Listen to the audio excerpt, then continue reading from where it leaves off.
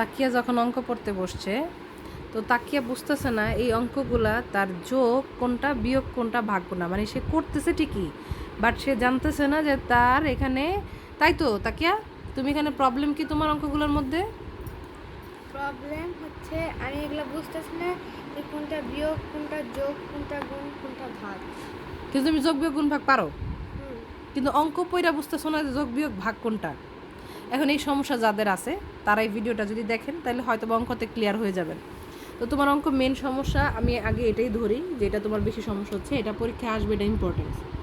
আমি আমার লাইফে যখনই কোনো কিছু, আমি দাগানো পড়া পছন্দ করি না, সব পড়া পছন্দ করি, তারপর আমি আমি বুঝতে পারি যে এটা মনে হয় বেশি গুরুত্ব, মানে এটা এটা আসার সম্ভাবনা আছে, এবং ওইটাই আমি আমার ছোটো বোন বলো আমার নিজের জন্য বলো দাগাইছি, ওইটাই পড়ছি, ওইটাই দেখছি বেশি করে আসছে। তো আমার কাছে এটা ফিল হয় যে এই প্রশ্নটা আসবেই, তোমার এই প্রশ্নটা আসবেই, তুমি দেখে নিও। তো রহিম সাহেবের মাসিক আয় এত টাকা এবং মাসিক ব্যয় এত টাকা আপনারা দেখতে পেতেছেন, তার মানে সে মাসে ইনকাম করে 18,550 টাকা এবং ব্যয় করে 17,984 টাকা, তাই তো তাকিয়া? হুম। এর মানে তুমি কি বুঝছো? ধরো এই রহিম সাহেব তোমার ফাদার, বাবা। এই রহিম সাহেব তোমার বাবা তোমার মাসে কত টাকা ইনকাম করতেছে? 18,550 টাকা বেতন তার। আর তার তোমার পড়াশোনার খরচ, তোমার দেখা গেছে স্কুলের খরচ, বাসায় খাবারের খরচ, তোমার কোনো জায়গায় ঘুরতে নিচ্ছে সেই খরচ, সব খরচ, ফ্যামিলিতে তো সংসার খরচ আছে নাকি, তার টোটাল খরচ মাসে যে বেতন পায় সেই বেতন থেকে তার টোটাল খরচ, ঘরে একটা লবণ আনছে, পেঁয়াজ আনছে, একটা কড়াই আনছে, একটা তোমার জন্য খেলনা আনছে, তোমার জন্য একটা চকলেট আনছে, এটাও তো খরচ। সব খরচ কিন্তু তার এটা ব্যয়, তাকে কি বলা হয়? সব খরচকে কি বলা হয়? এখন বুঝছো? তার যে মাসে যে খরচটা হয় একটা সংসারের পিছনে তোমার বাবার, টোটাল ধরো তোমার হঠাৎ করে ডাক্তার লাগলো, 500 টাকা ভিজিট তোমার, সেটা তো একটা খরচ নাকি? এই খরচটা তার কত? 17,984 টাকা। এখন বলছে রহিম সাহেবের মাসিক ব্যয়কে কথায় লিখো, এটা তো বিষয় না, রহিম সাহেবের ব্যয়কে এই যে ব্যয়টা এটা কথায় লিখে দিবা।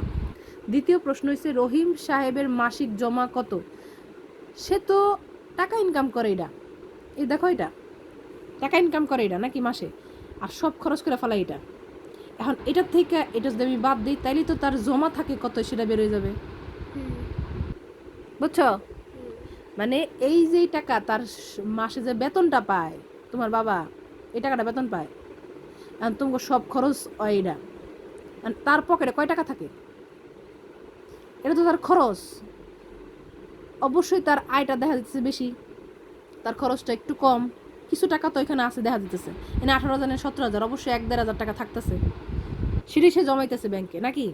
এখানে 18,000, এখানে 17,000, ধরো ভাঙতিগুলো আমি বাদই দিলাম, তাইলে এই 18,000 থেকে 17,000 যদি সে খরচ করে ফেলায়, পায় 18,000 টাকা বেতন, 17,000 টাকা যদি খরচ করে, তাইলে 1,000 টাকা তো সে ব্যাংকে রাখতেছে, ওটা তো তার জমা। মাসেই তো টাকাটা পায়, মাসিক মানে কি? মাসে, প্রতি মাসে তো মানুষ বেতন পায়, প্রতিদিন পায় বেতন? মাসিক মানে কি? মাসে। মাসিককে কি বোঝায়? মাস। বোঝা গেছে? তাইলে আমি এখন বের করবো কিভাবে রহিম সাহেবের মাসিক জমা কত, তোমার বাবার মাসিক জমা কত। তাহলে আয় এত টাকা, আমি লিখলাম আয় 18,550 টাকা, মানে বেতন নাকি, আর ব্যয় 17,984 টাকা। এটা থেকে এটা বাদ দিলেই তো তার ব্যাংকে কয়টা জমাইতেছে নাকি, কয় টাকা জমাইতেছে বের করো। তাহলে এটা হইব কত? এনে 4,6,566। এই টাকাটা সে মান্থলি কি করে জমাইতে পারে, তার কাছে থাকে আর কি, সব বেতন পাইছে সে, তারপরে তার খরচ হয়ে গেছে, সব খরচ বাবদ সে কি করে, এই টাকাটা থাকে তার, এটাই তো তার জমা নাকি? এখন বুঝছো তুমি? বুঝছো ভালো মতো কেন এটা বিয়োগ হয়েছে? তোমার আর কোনো কনফিউজড মেশিন দিতে হবে, এই জন্য তুমি বোঝো না। হ্যাঁ, তুমি তোমার মা তোমার জন্য সবচেয়ে বড় টিচার, কিন্তু তুমি তোমার মার কাছে পড়তে চাও না, এটা হলো তোমার সমস্যা। এখন যে পড়ছো, এখন 1 মিনিটে বুঝে গেছো না এটা কেন তোমার বিয়োগ হয়েছে? তোমার কি কোনো কনফিউজড আছে স্যার? আচ্ছা, রহিম সাহেবের 2 মাসে কত টাকা জমা হবে? 1 মাসে তার জমা হয়েছে কয় টাকা? 566 টাকা। এটা তো 1 মাসের জমা নাকি? মাসিক কইছে হেনে, তাহলে একটা মাস বের করছি। আমি বলছি যে 2 মাসের বেতন যখন তুমি জানবা কেমনে যে 2 মাসে কত টাকা জমছে? এটা গুণ করে বুঝবো। কিভাবে বুঝবা? এটা রহিম 1 মাসে জমা করে 566 টাকা। তাহলে 2 মাসে কত? তাকিয়াকে পড়ানো শেষ করার দুই পরে দ্বিগুণ তার দিলেই অঙ্ক যাবো। যখন মাথায় ঠিক মতো ঢুকে নাকি? গেছে, কারণ তার 500 পরীক্ষা, টিন তো ঢুকার পরেই দেখলাম যে আব্বু অনেকগুলা জিনিস নিয়ে আসছে। দেখি বিরিয়ানির প্যাকেট। আম্মু বলছিল একটা প্যাকেট আইনো, সে নিয়ে এসে কতগুলা প্যাকেট। আমার মারে সে যে কত ভালোবাসে, বলছে এক প্যাকেট, দেখছেন কতটি প্যাকেট। আর আপনাকে জামাই আপনারা বইলা দেখেন তো, এক প্যাকেট আনতে তাই তাদের মনে থাকবে না, তাও কতদিন পরে আনবে। আর আমার বাপের বলতে দেরি আর আনতে দেরি নেই, সেটা আমি বলি আর আমার আম্মু বলুক, যেই বলুক, বলতে সাথে সাথে নিয়ে আসবে, তাও একটা না 7টা নিয়ে আসবে। আর এই দেখেন যে কতগুলা সাবান নিয়ে আসছে, সে এগুলা একবারে নিয়ে আসছে, অনেক দিন যায়। এই একটা দুইটা করে আনার মতো তারই নেই। টাকা কম বেশি থাকুক, তার কাছে যে অনেক আহামরি টাকা আছে এরকম কিন্তু না, কিন্তু তারপরে তার মনটা এত বিশাল বড়, মানে বলার মতো না। সে চেষ্টা করে যে যতটুকু হোক এত সুন্দর করে মেনটেন করা, যেটা লাগবে তো লাগবে, একবার আয়না ফেললে তার ঝামেলা নাই বারবার বাজারে যাওয়ার। আর এই যে দেখেন কি সুন্দর একটা পাউডার নিয়ে আসছে আমার আব্বু, পাউডারের সাথে বালতি ফ্রি।